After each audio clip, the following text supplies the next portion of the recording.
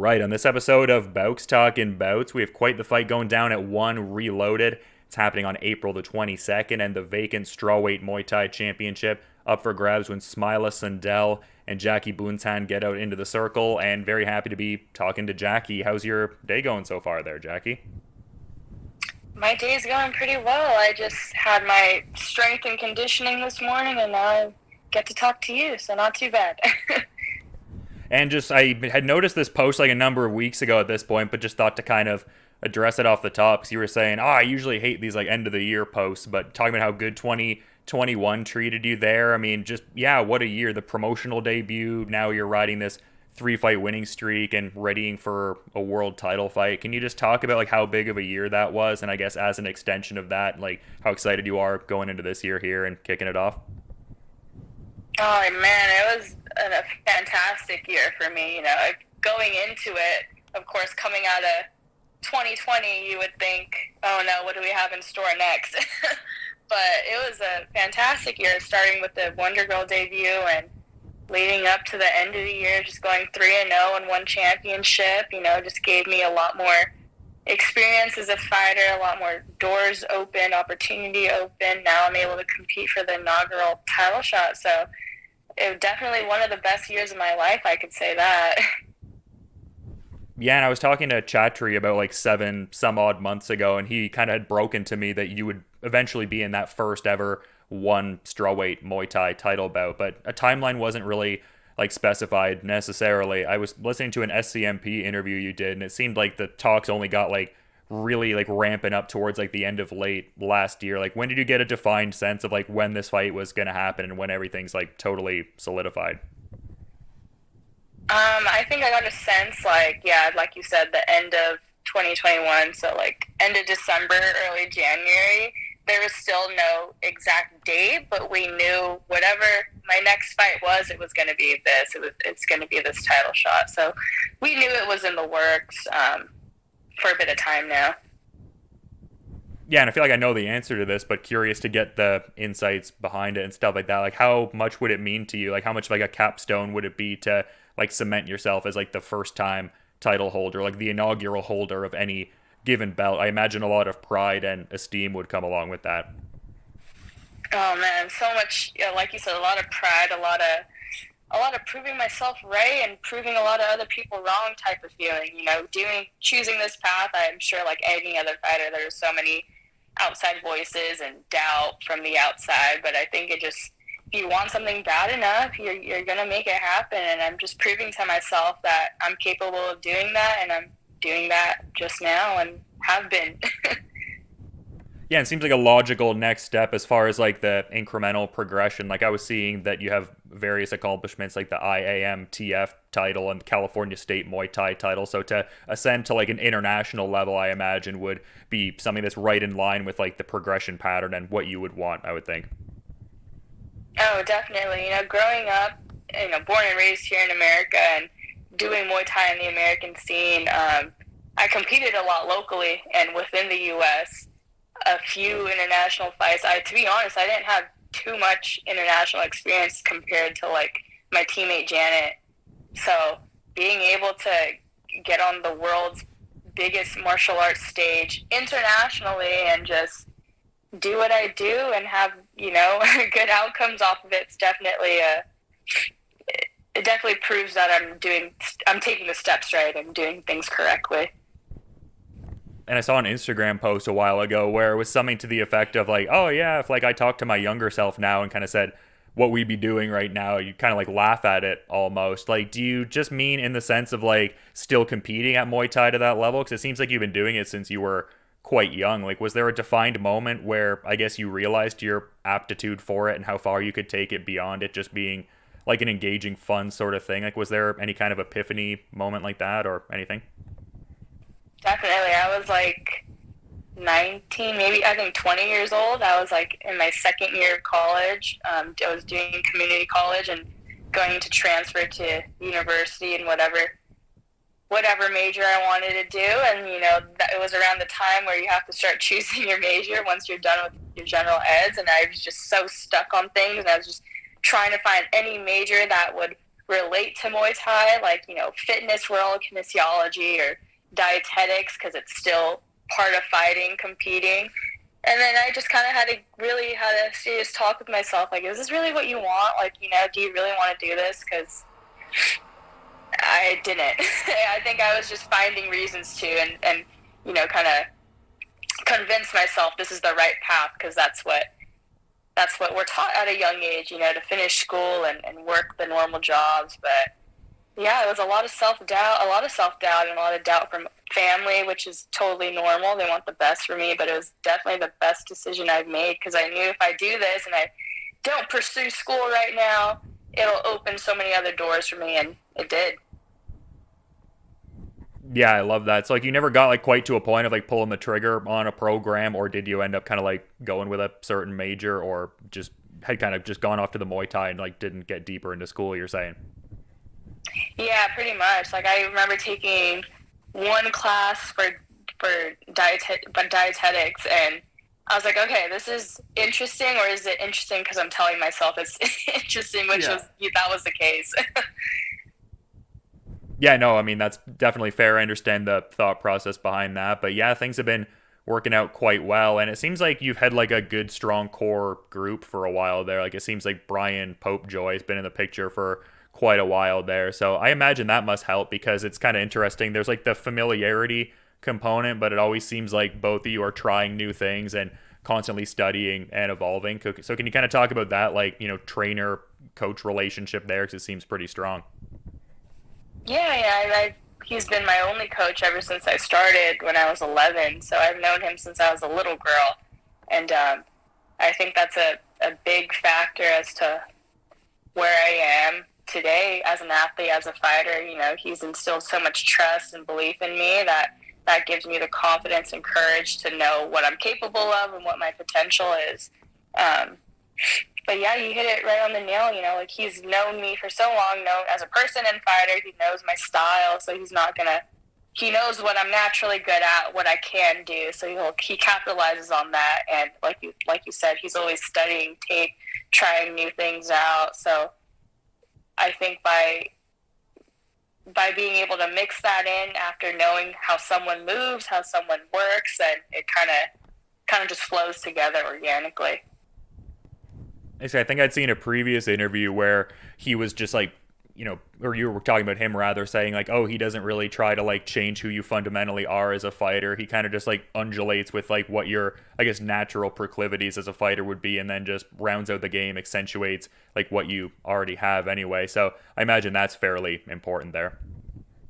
Oh, definitely. I mean, like any good coach, of course, we have bad habits, which we all do. I still do. He'll, of course, correct us on that. But, say I have a great left kick, he's not going to all of a sudden be like, okay, take that out. You have the right kick now. He's going to capitalize on your strengths and make it better and change it if it has to be better. And just because you kind of mentioned it earlier, you were talking about like how you didn't necessarily have the international experience like a little while ago, but working with Janet Todd a fair bit and everything like that. Do you think like even not just beyond the physical technique, but also just certain insights from her as to maybe like what fight week would be like, et cetera, et cetera? Do you think that allowed for a certain like fluid transition to that like global scale? Because you strike me as like fairly comfortable when you're out there, but I've also seen different interviews where you're like, oh yeah, there's so much nerves and pressure, but it doesn't seem to like really like radiate off of what you're doing. So can you kind of talk about those different dynamics there? Because I find that interesting. Yeah, definitely. Like, even when Janet was competing as an amateur, she was still competing as if she was a professional, crossing all her T's, dotting her I's. Like, she took it very seriously, not only in training, but everything from out of training, your diet, your recovery, the mental aspect. And being able to come with her in 2019 in Singapore when she first fought Stamp, and I was being allowed to be kind of behind the scenes of it all, of this whole show business, so you say, and I was kind of like, okay, wow, this is completely different than what I'm used to and back home in LA, But that really opened my eyes to where, standards wise, like, okay, this is where I want to be. I know I can be here. And, but yeah, just training alongside of her, I definitely, how she prioritizes certain things, I think that kind of just, puts it into perspective for me that I should be doing the same. But I think I've always been told like I'm mature above my above my years. I think even when I was fighting, when I was still a early 20s, I mean, I'm only 24, but I still took things just as serious. I never really dilly dallied with the whole competition and stuff. I knew it's a serious thing, that you're intentionally trying to hurt someone and this person's trying to hurt you, so you don't take it lightly. You want to do everything in your power to prepare for that. Yeah, absolutely. And yeah, just, some great work done as of late by also your opponent as well. I mean, they're relatively newer to the stage, but I was seeing the interview with SCMP where you were saying that you saw her as like a tenacious fighter, understood the skill level there, but just maybe like your skill level is like a cut above like the competition she has kind of faced so far there. Like, what do you think she really, I guess, does well in the circle so far? Like, what are her main skills that you've kind of seen by just what she's doing? Obviously, your coach is doing probably the predominant tape study. That seems to be your methodology. But from what you've seen, like, what does she really do well, you think? Um, I've only seen her last fight. I know she's been in the circuit for quite some time. Like, she's only 17 and has, I don't know, almost 40 fights or something like that. Like, that's great.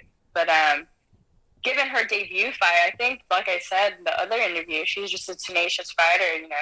Call it stubborn in a way. She just will come at you, come forward. So I think having that type of strength to just put that pressure on, I think she does well.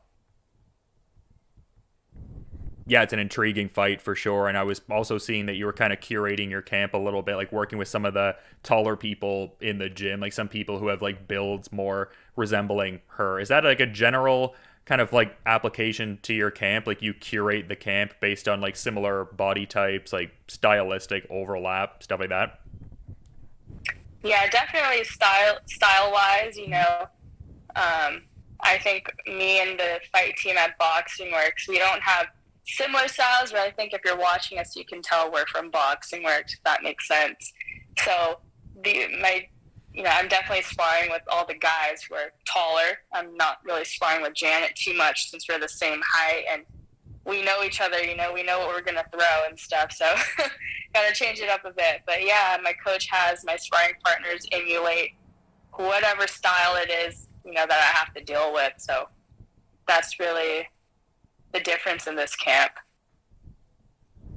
Yeah, and it's interesting. Like, I mean, there's like the Fairtex methodology and the Boxing Works methodology. Like you were talking before about like Janet Todd versus Stamp. So there's a certain level of awareness, but it's like you're also actively building skills in the camp and showing new versions of yourself when you get out there. So that must be fun too, like in the sense of like you have a maybe certain level of familiarity with what you think they're going to do, but then it's like, oh, I can't rest too much on that idea because then they're probably going to add whatever extra tools to their game.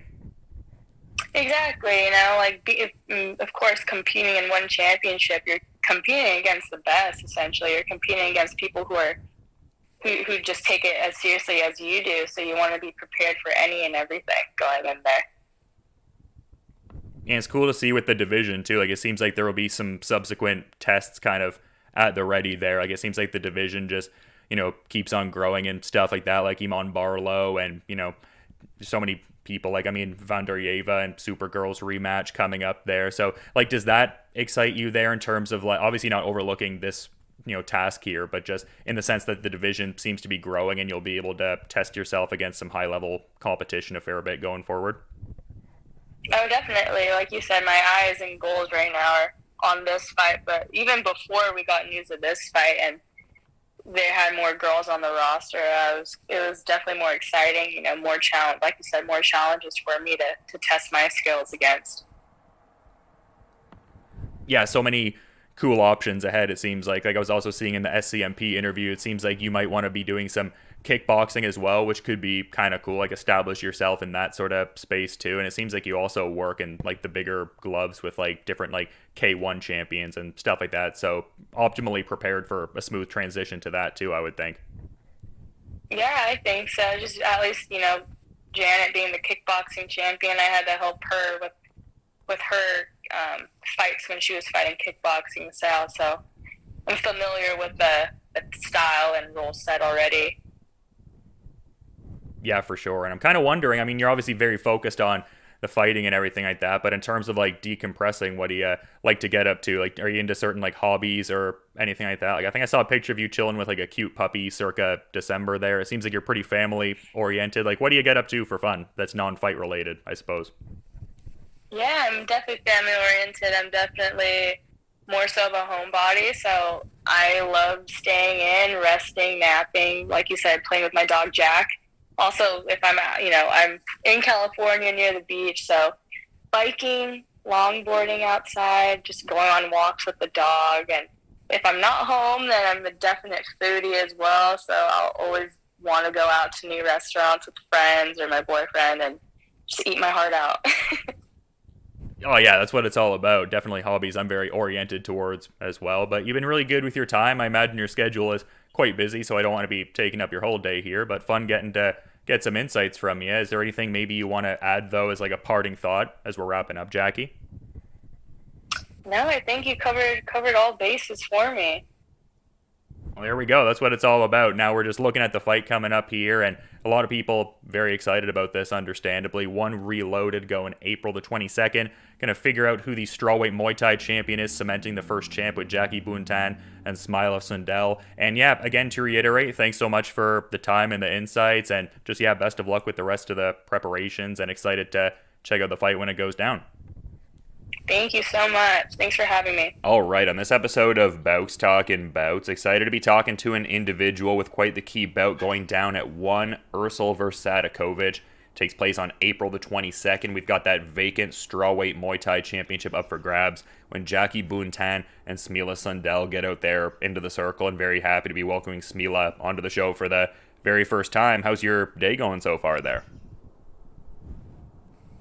Yes, I'm excited for this fight, and I can't wait to get back.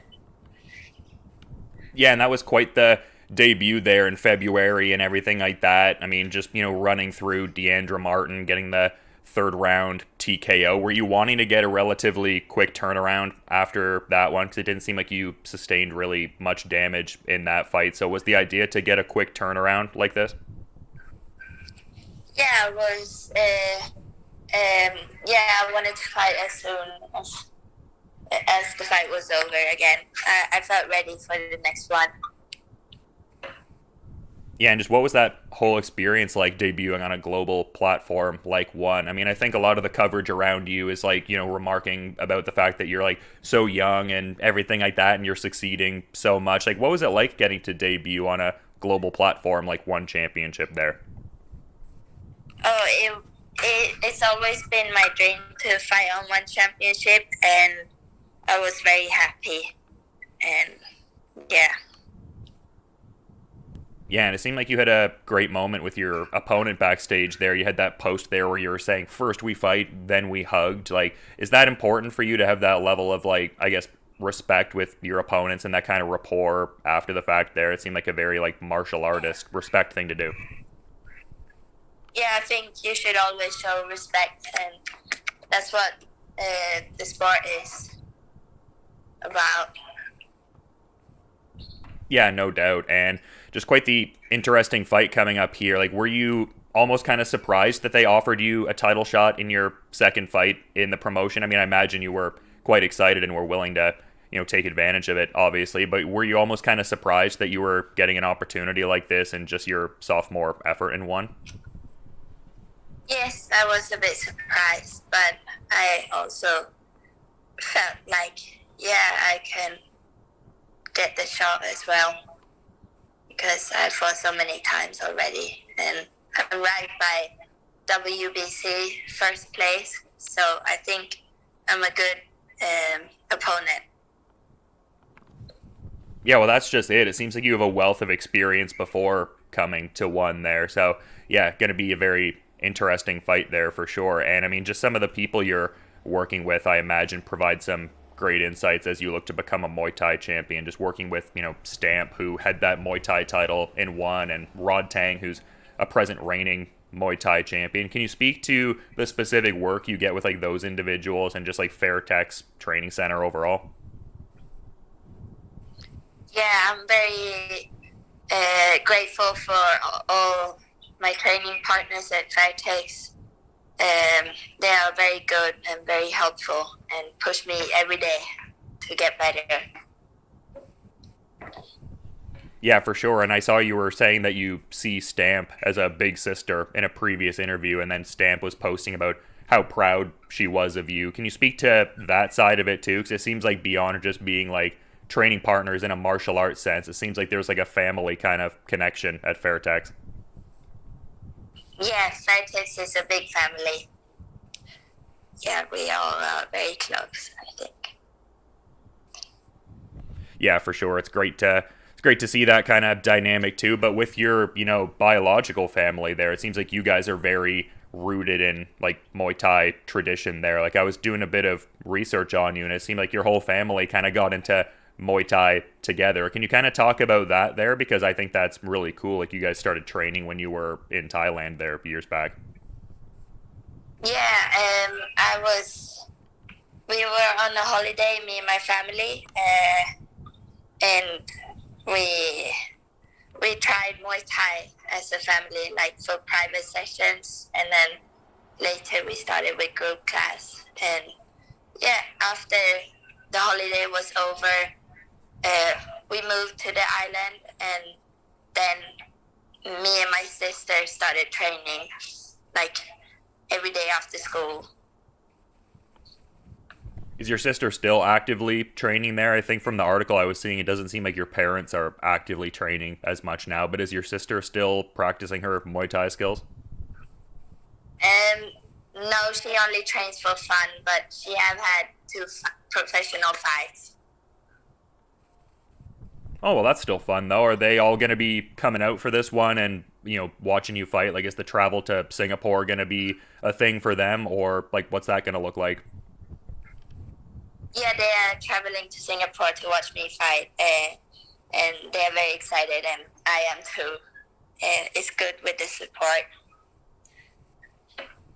Yeah, no, I mean, you love to see it for sure, but I'd love to talk about this upcoming fight here because I think both of you are very skilled in a lot of regards. Like when you look at, I guess, Jackie Buntan, like I saw in a prior interview, you were saying you don't really do the tape study as much. It's more like your coaches that kind of handle that, but you were saying you watched like 1 or 2 fights from her. Like in your estimation, what would you say that Jackie does really well? Like what are her, I guess, key skills from what you've seen? Yeah, I usually leave it up to my trainers and my boss.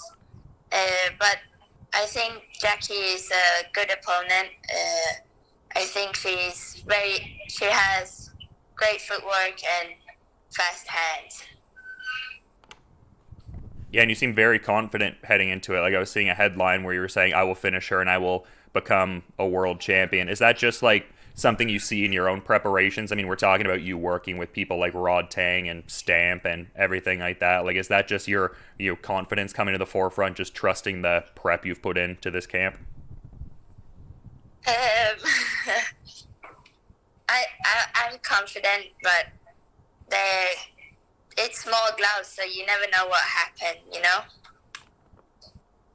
But I feel confident. Yeah, no, definitely an important kind of dynamic for sure there. But yeah, kind of an interesting fight too, in the sense that it seems like there's been a few of these different like boxing works versus like Fairtex gym kind of matches. Like Janet Todd versus Stamp was one that kind of came to mind there. Like, is there a bit of like a fun competitive rivalry there? Like, it doesn't seem like it's mean spirited, but is there like a good like gym versus gym, like iron sharpens iron kind of dynamic with boxing works and Fairtex there? I don't know really. For me, I don't think so, but maybe, I don't know. I guess better to just focus on the individual fights. I guess I just meant it through the sense too of like sometimes you can like game plan a little bit for the different opponents. Like maybe if there's a generalized like boxing works kind of style approach versus like the Fairtex approach there. But I guess each fight is a unique sort of thing, right? Yeah. Right. Yeah, correct. Yeah, but it seems like there's like at least a certain level of desire to like slowly kind of go into MMA at a certain point. It seems like the desire to also kickbox would be a thing. Is that kind of how your year is going to be looking, you think? Like if you had your, I guess, desired outcome, would it be to, have some kickboxing action this year and then maybe defend that Muay Thai title? Like what would the idealistic calendar year kind of look like there? Yeah, if I win this, I would like to try kickboxing, and also I can defend my belt. I don't care. I just want to fight. Yeah, for sure. Very important for sure. But kind of heading into this fight too, just checking out some different interviews there, I was seeing that Jackie Buntan was kind of saying that, getting this title shot seemed almost maybe a little bit premature to you. And she's like, oh yeah, a bit of a careless sort of style there that I can find holes in. Like, what are your thoughts on that there? I think we all have holes, but I'm not scared. I think it's gonna be a good fight. Yeah, no doubt. That's a fair point for sure. But I did mention the MMA kind of component there. It seems like you've been training a bit of jiu-jitsu there, but it also doesn't seem like there's like a specific timeline on it. Like there's just like that slow build kind of process there. Do you have like an idea in your mind on when you would maybe like to try MMA, or is it not really within your focus right now? It's more like the Muay Thai and kickboxing, and then like maybe down the line a couple years MMA can become a thing more. I think MMA will come later. Right now I'm focusing on Muay Thai and then after kickboxing. But for sure in the future, MMA. Yeah, because I think you... Oh, sorry, I was just going to say, I think you'd have a great person at Fairtex there, because it seems like Stamp has really transitioned her Muay Thai base well to MMA competition. Yeah, she's doing great. She's very good. Train MMA every day, I think. Yeah, and also I'm kind of curious, because it seems like the hybrid rules bouts are becoming more of like a topic of conversation. Is that something you'd ever be interested in doing if it was offered to you, like doing like a, I mean, obviously like the MMA would be down the line like we're saying, but the Muay Thai intersecting with MMA or some different, mixing of combat disciplines, is that something you'd be interested in at any point? Yeah, I think so. Yeah, I like to fight, so I could try. Yeah, and I was kind of saying a bit earlier in the conversation, it seems like a lot is made of the fact that you're, still 17 years old fighting in one championship. Like, what does that look like? Like, are you still like in school taking classes like during the day and you're training at night? Are you full-time fighting? Like, how does all of that work there? I study a bit online, but right now I'm having a break because I got fights planned. But yeah, I will finish school soon. I will like continue school soon, but focus on fighting right now. Yeah, I guess I was just curious with that because like when I was 17, I was like, I don't know, like partying and like trying to pass high school. I wasn't like vying for world titles, so I guess I was just wondering how you managed to juggle everything. No. I train, eat, and sleep, and repeat every day. Yeah, and just seeing some of the different... Yeah, sorry, go ahead. No time for the other stuff. Yeah, no, for sure. It seems like you're very goal-oriented and focused on what you're doing there and everything like that. But yeah, is there ever any situations where like the Fairtex, people are wanting to go out and have a couple drinks or something like that, and you can't go out because you're like too young or something like that? Are there any certain things like that, like your age kind of coming to the forefront at Fairtex at all, or not really so much? Not really. No, they don't really go out here that much. Yeah, no, I mean, it seems like the training is very intensified for sure, so probably relates to, the great success everybody has had at Fairtex over the years for sure. But I also had seen something that I wanted to kind of touch on a little bit that I found interesting. I was seeing that there was a Fairtex card that was going down last year, and there was only one opponent you were able to fight, and it was actually a male Thai teenager named Bongsak Sitphalek. And I'm kind of curious about that, just to get some insights on that, because I saw you got the victory there. It lasted less than a round from the account I was reading. Can you kind of talk about all that there? Just give me the full rundown of that there, because I thought that was interesting. Yeah, I kind of ran out of opponents again. Uh, no one wanted to fight me, and yeah, I had to fight a boy last minute. Is that something you ever think you would end up having to do again? Was it just kind of like a function of like not having other opponents there? Because that's definitely a unique kind of situation. No, I don't think I should fight boys. It's very different. They are much stronger. Like you can't really compare. I think they're stronger overall. Yeah, well, glad you got the ideal outcome and everything kind of turned out there and all that. But yeah, just, quite a big card here, and it's awesome you're in the co-main event there. But I'm sort of wondering, like, are you going to be checking out the main event fight after, just being that it's another Super Series fight? Like, are you going to be checking out Ursul versus Sadakovic, and is that a fight you're excited to check out? Or do you think more so you'll kind of be caught up in your own thing and not be able to check it out? Yeah, I think I will watch that fight, but I'm also excited to watch Marie Roommate versus Anissa Mixon. I'm excited for that one as well. Yeah, Liam Harrison. Yeah, there's a lot of great Super Series action on the card for sure. I imagine that's exciting for you, just seeing the growth of everything. And it seems like specifically the strawweight Muay Thai ranks for the women, like the division has really been building up well over the last little bit. I imagine that's exciting for you, just having some potential contenders down the line to test skills with. Yeah, for sure. Yeah, I think it's a good division. Many good fighters. Yeah, absolutely. And you're definitely one of those fighters within that for sure. And I appreciate you coming on the show and giving some insights. But I want to be mindful of the rest of your schedule and everything like that too. So is there anything you might want to add as a parting thought as we're kind of wrapping up here, Smilla? No, I think I'm good if you are. Yeah, I mean, I appreciate talking to you. It was a good chat for sure. So yeah, I appreciate you coming on the show and, giving some insights and everything like that ahead of this big fight with Jackie Buntan at Ursul versus Sadakovic. And yeah, everybody can check that out April the 22nd. We have the inaugural Muay Thai strawweight championship up for grabs. And yeah, just to reiterate, thanks so much for coming on the show and just looking forward to checking out the fight too. You have a good rest of your day. Thank you so much for having me, and thank you.